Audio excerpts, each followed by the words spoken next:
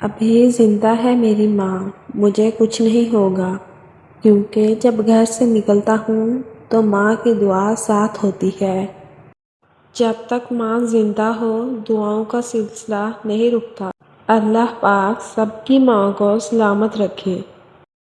ابو علی سینا نے کہا، محبت کا مطلب مجھے تب پتہ چلا جب سیب 4 تھے اور ہم 5، تو ماں نے کہا مجھے سیب پسند نہیں۔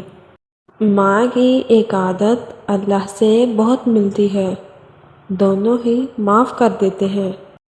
اگر تمہاری ماں تمہارے غصے کی وجہ سے تم سے بات کرتے ہوئے ڈرتی ہے تو پھر افسوس کرو، کیونکہ تم نے اپنے ہاتھوں مغفرت کا دروازہ بند کر دیا۔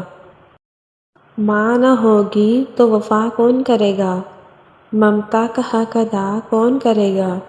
یا اللہ ہر ماں کو سدا سلامت رکھنا، ورنہ ہماری زندگی کی دعا کون کرے گا؟ جو ماں سے محروم ہو جاتے ہیں وہی بتا سکتے ہیں کہ انہوں نے کیا کھویا اور زندگی کے معنی ان کے لیے کیسے تبدیل ہوئے۔